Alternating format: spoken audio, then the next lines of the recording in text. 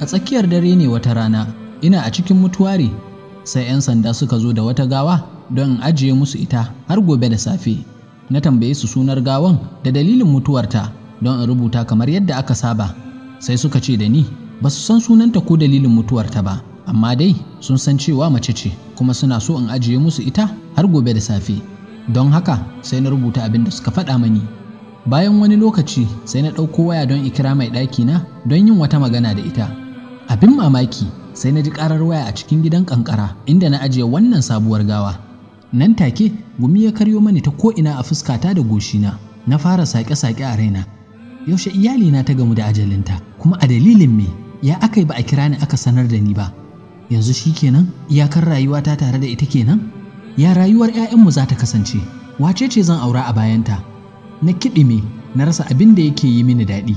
Na tafi a hankali har na isa wurin akwatin gawar. Na buɗe don in ganawar ƙarshe da fuskar matata. A nan fa sai na ga abin al'ajabi, domin na ga fuskar wata mata da ban taɓa gani ba, kuma ba ta yi kama da matata ba.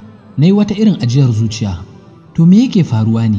Ya aka yi wayarta ta shigo hannun wannan mata? Kuma ma, ai ba a saba kawo gawa da waya a tare da ita ba.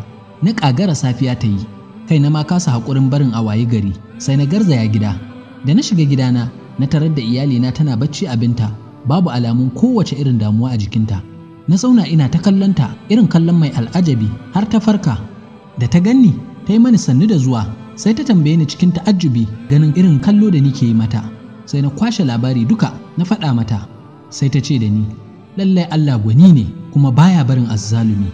Abin da ya faru a tsakanina da wannan matar shine, na haɗu da ita ne a kasuwa, sai ta roƙe ni kuɗi.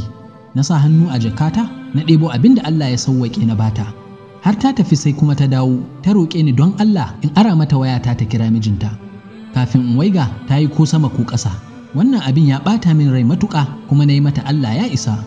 Bayan da ya ji bahasi daga mai ɗakinsa, sai ya koma kan aikinsa.